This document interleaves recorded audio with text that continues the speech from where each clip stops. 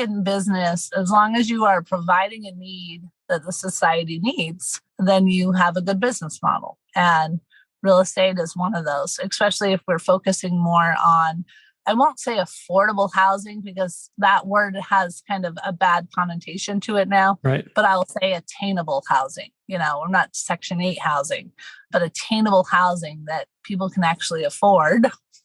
Still in there, right? But they could actually get to is really important. Your network is your net worth. Come listen to some of the most successful people I know share invaluable knowledge, stories, and advice in real estate, business, and beyond. This is Weiss Advice. Whether you want to take your business or personal life to the next level, look no further. Welcome back to another episode of Weiss Advice. I'm your host, as always, Yona Weiss. Excited to be here once again. It's actually been a while. Been on a hiatus for the past few weeks. Took offline for some Jewish holidays, and now we're back to recording. So excited to be here with the first episode of Recorded in a Few Weeks with Amy Johnson. Great to have you here. How are you? I'm good. Thanks for having me. And you reminded me that we actually have spoken before and doing a deal together. And I had totally blanked in it because unfortunately, even though I have a great memory for people, for whatever reason, it took that trigger to remind me. So I'm glad we're got you back on the show and looking forward to learning more about your background and how you got started in real estate. Yeah, absolutely. No, and you do a lot of deals. So, and talk with a lot of people. So I don't expect you to remember me because back then I was a little peon person then. So every person's important, but you're absolutely right. Talking to hundreds of people a week, it gets hard to remember everyone. Yeah, for sure. So as far as, so you want to know my background? I would love to know. I think I remember mentioning that you used to be a teacher as well, similar to me, which is amazing.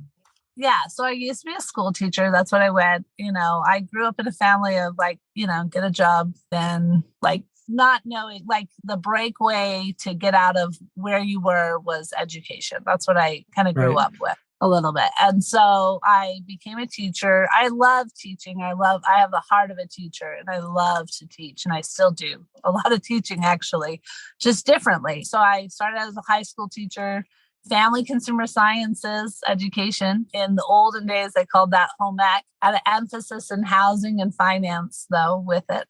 And so I'd always loved that. I started having my children. I have 5 children now.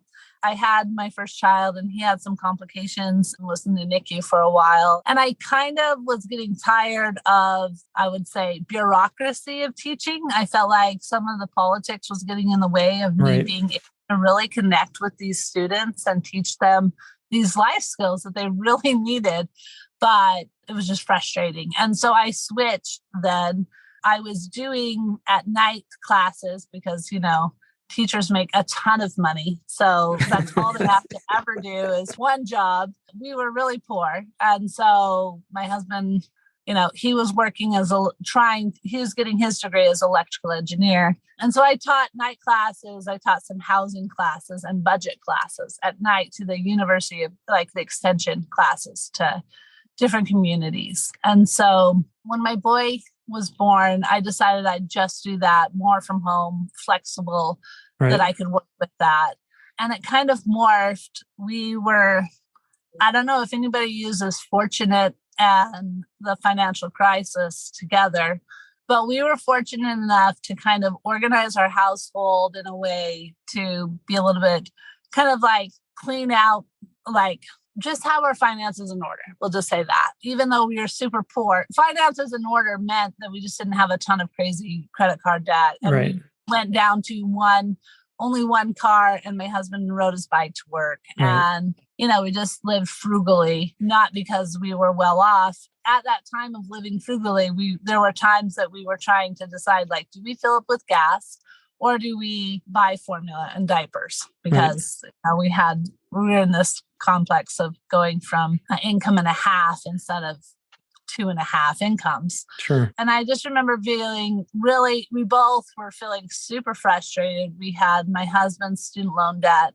and saying, okay, what are we going to do? Because we can't live our lives like this. There's no way I can just work for 20 years and be hopefully that we're happy and retiring and, when we're 60. Like we've got to go for more than Right. that.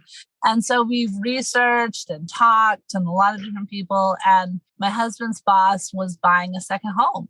And we were like, like, how are you doing that? Right. And so we were talking to him and we did, it's kind of like house hacking. We moved out of our house that I had made. It was super cute, 3-bed, 2-bath little home that back in that day we paid $125,000 for. And we moved out of that house, put a renter, and moved into this total dive that stunk and was super ugly. Like it was gross. But we just did that and then worked on that house. We lived in it while we were working on it. And at that time, because I had 3 kids at that time that we were moving into that crazy time of house. So you just got your real estate experience hands-on from the very beginning. Yeah. And that's when we just kept moving every year. Okay. And wow. When I had financial crisis, we were blessed is because we had gotten our house in order. We basically, during that crash, we were able to move into and buy some of these different properties that other people were selling at really good prices for it. And so then at that time, it also opened our doors to other people saying, hey, I see what you're doing. We don't want to be as crazy as you guys and live in them, but we'll give you some money. And we partnered and we would do some partners on different flips. You guys were really like hands-on fixing the stuff up. So you probably learned a ton, just from the, contracting and all that kind of stuff. Yeah. And we found out that we're not super handy. Find out the hard way. My skill set, I wasn't great with a hammer, but I was good at forming a deal and I could do that. So, and that's where my partnering or, creating a deal structure really blossomed. And so I didn't go back to teaching like we were planning on. Originally, I was planning on just taking a 1-year hiatus and I didn't do that. I did still teach at night and I did, odd jobs to keep the money coming in, but that's where we started. And so fast forward, different deals went in. We obviously started with single family.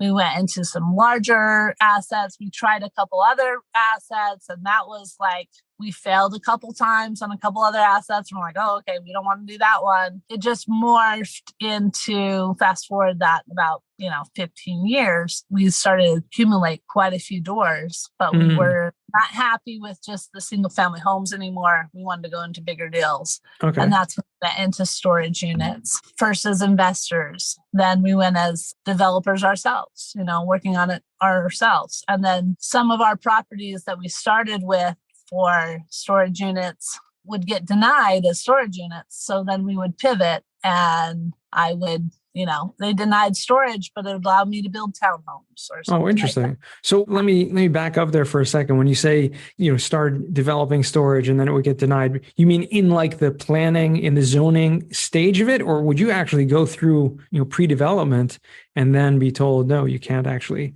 do that? I mean, at what point, what was it, redevelopment type properties? The entitlement process, we'd identify a piece of land. We'd say, okay, this piece of land would work great with storage. It's not zoned. It's not zoned storage. But we talk to the cities and they say, well, maybe it could be if you did, it's like this underlining, and so we try to go for a zone change. Gotcha. For it. Okay. And makes sometimes sense. it was denied, even though they said at the front that, yeah, we'd be open to storage here, don't believe the cities. Yeah, for sure.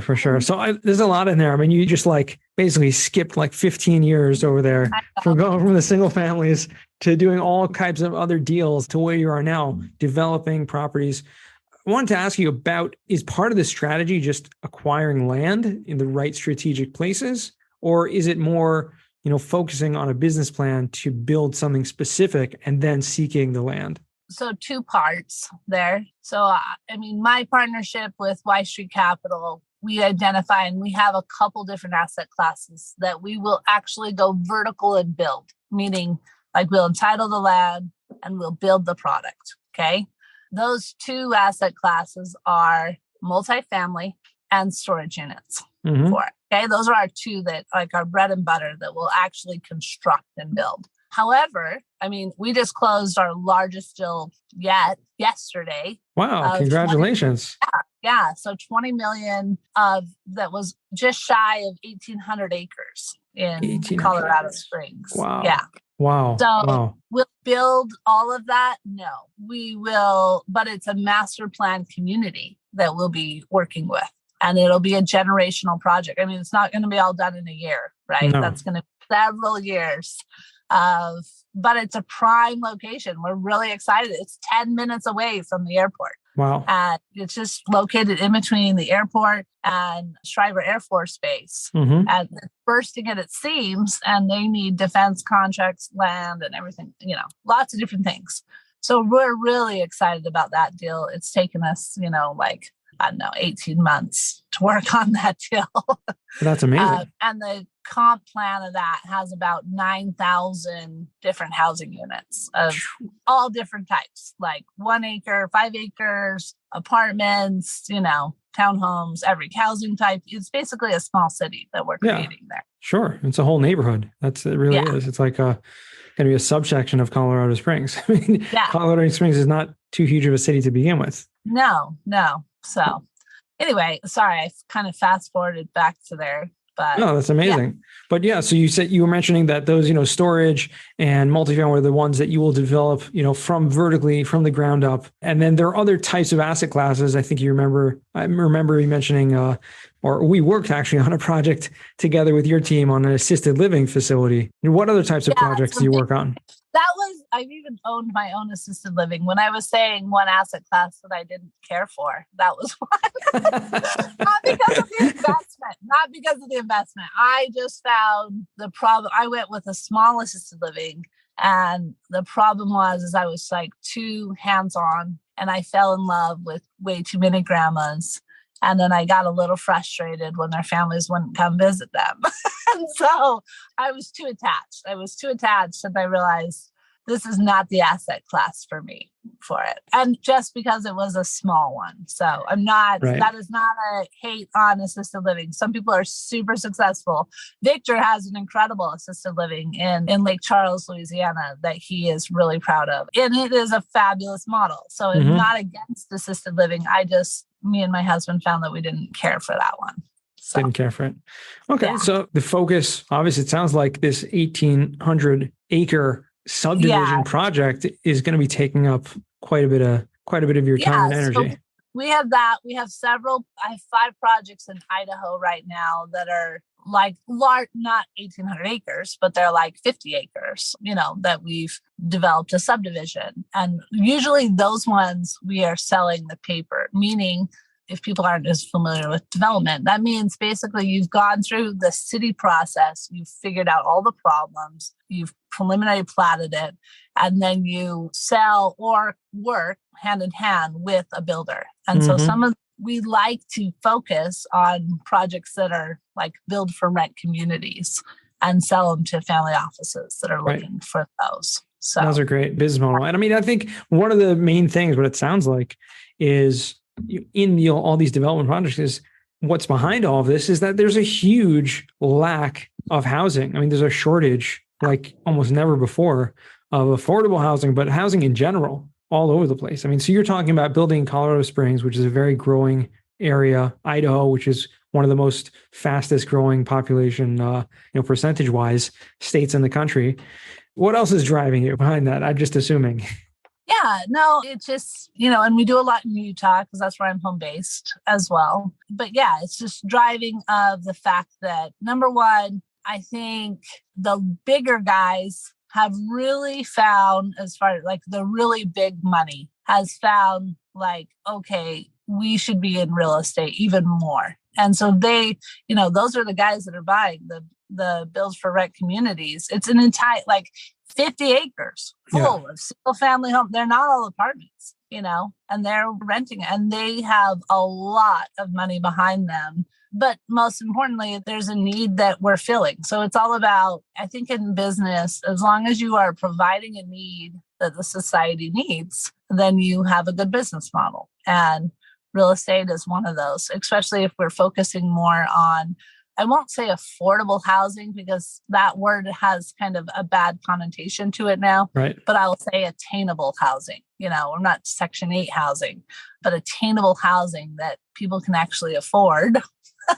Right. Be able to get into, it's still in there, right? But they could actually get to is really important. Or for sure, especially within, building communities. You talk about investing in the communities where you live. I mean, I think that's really important. I'm sure you've seen a lot of changes over the past 15 years that you've been involved in the industry. Yeah. And there's also a lot that goes into planning as far as making beautiful communities. It's not all about how much density can we throw into an area.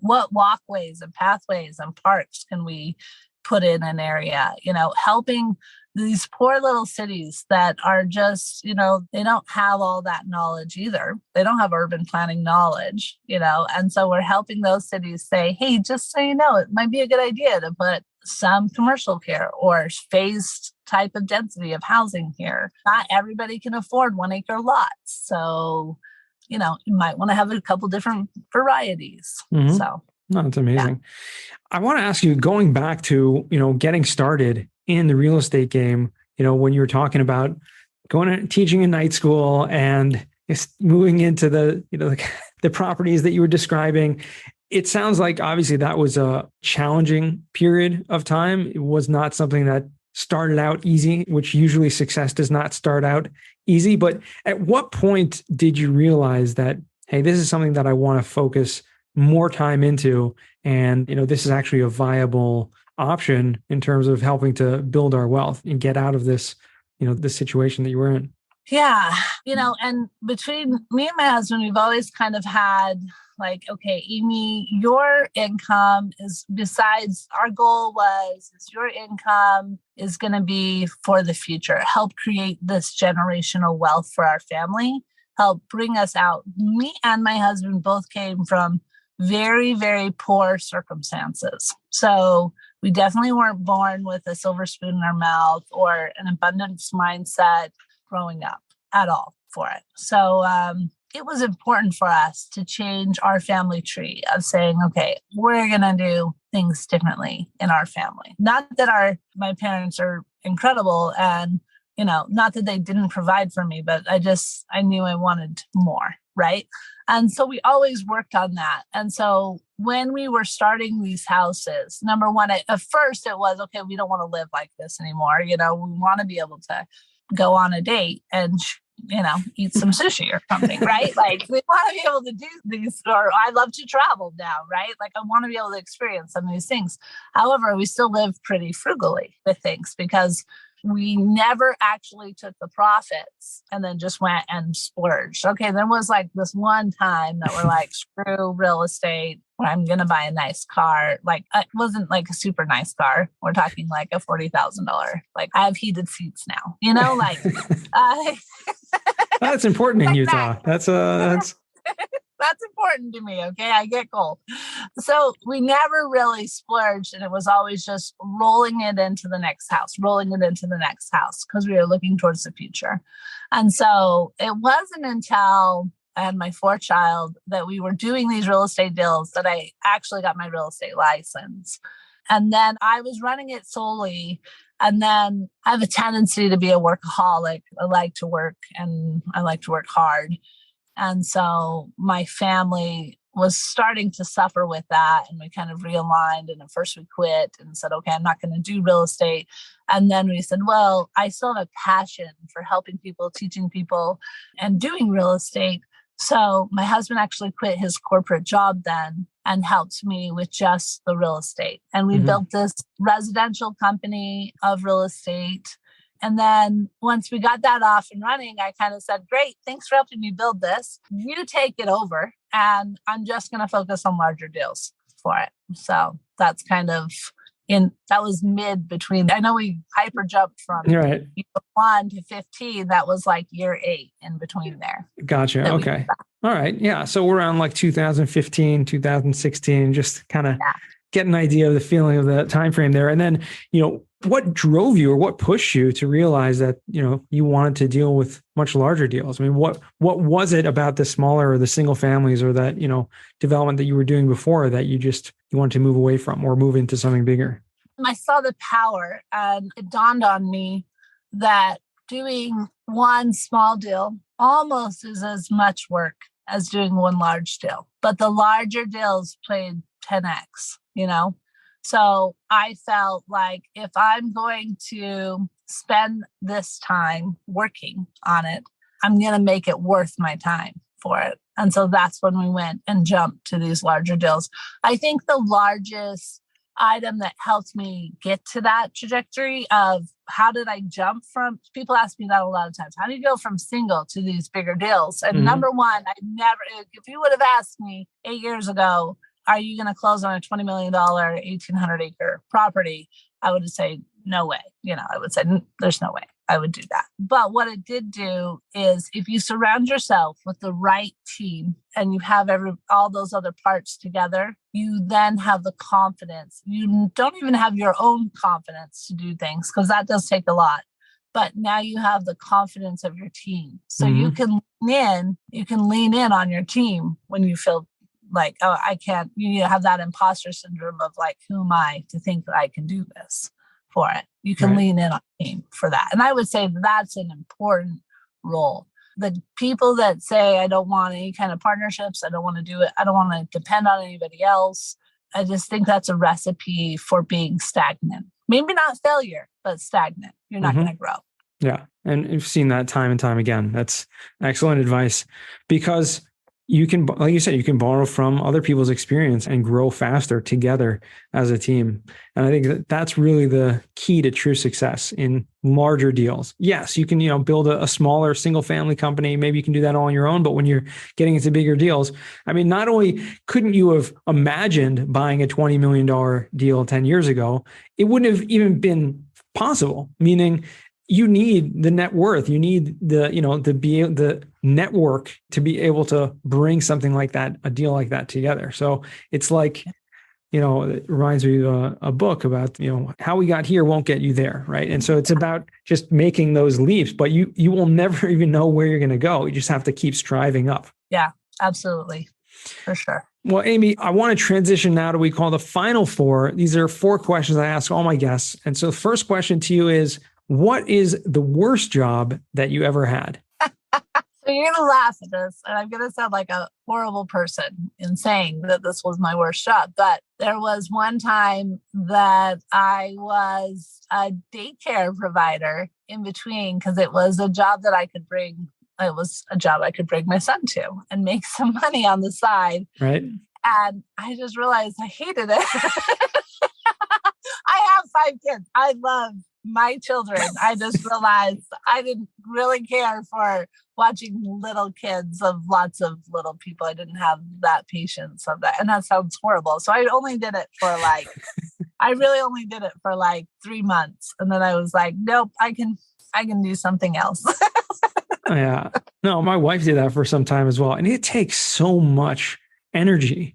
Yeah, I just felt like they sucked me dry. Totally. But I just didn't feel like I had it. Yeah. So it didn't elevate me. And so that's why I laughed. I'm like, oh, don't hate me that I hate this. No, that's good. That's great. No, it's about, that's a great one. So the second question is, what is a book you've read that's given you a paradigm shift? This is hard because I'm consuming a book every week, I feel like. So I'm always looking at new books. And I would say that there's 2, but I'll go with one of The Wealthy Gardener. And not a lot of people read this one. It's not like the super hip, popular one or anything like that. But the reason why is I think it really helped me in that time. I was starting to become misaligned where it was all about, I was only focused on the financing or the funds and what that would do for my family.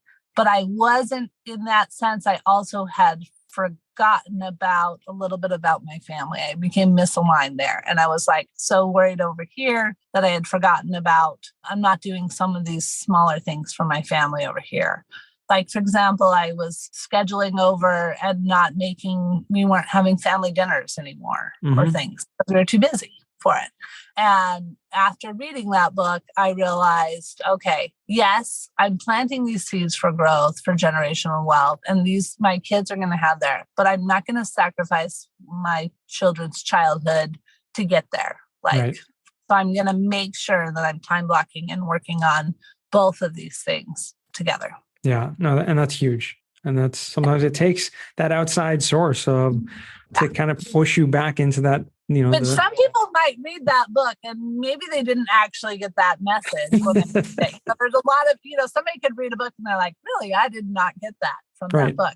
It was just very reflective on there. And so, yeah, No, and a good book, which is going to be talking about personal development, is going to bring out in each one of us those things that we know we need to work on and what's important to us individually. So, and you're absolutely right. Everyone, takes different lessons out of different books all the time, which is why I asked this question, because I get so many different answers every time, which is awesome. And this is a new book, so we'll make sure to put that in the show notes if anyone wants to check that out. So third question is, what is a skill or talent that you would like to learn? And this could be anything.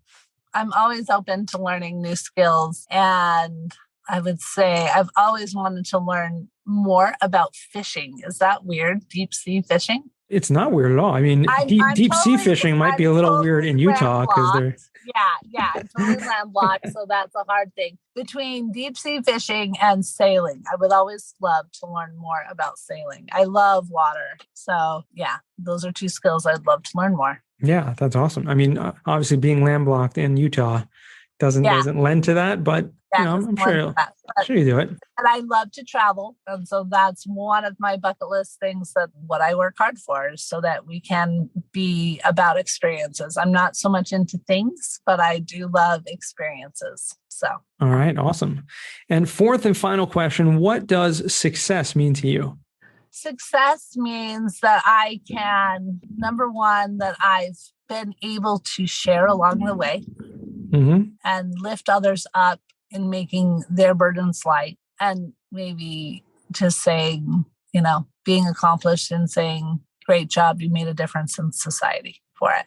And so that's why, one cause that I'm really I'm really, a strong cause of mine is to empower women to take control of their finances and actually know and be able to, not wait. In my line of work in development, there are not a lot of women developers, I'm definitely a minority there. So I come across that all the time. There are a lot more women investors that are doing large and big things, and that's incredible. But I still feel like there's not enough for it. Yeah. And I think because women think that we have to be, before we can actually execute, we have to be 95% there. And men will jump in at 25% and be like, I'll figure it out. I'll get that confidence down the way. And I'm trying to help women jump in just like that. That's awesome. Well, good for you. That's amazing. And we actually, I don't know if you know her, but we had Jennifer Grimson on the podcast. I think it was even within the first 100 episodes. So a couple of years ago already. And she has a podcast and a kind of a group called Micro Empires, which is really focused on that very concept of, helping empowering women about, learning about finances and taking control of finances. So really amazing story. And I recommend everyone to go back and check out that episode again with Jennifer Grimson, not to be confused with her husband, Stu Grimson, the Grim Reaper, but that also a great episode. But Amy, this has been awesome.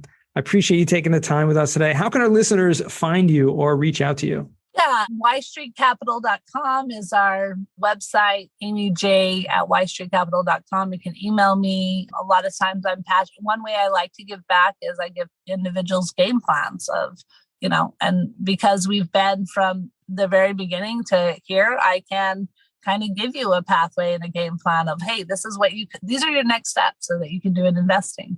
And so if you're interested in that, you can email me at amyj@ystreetcapital.com.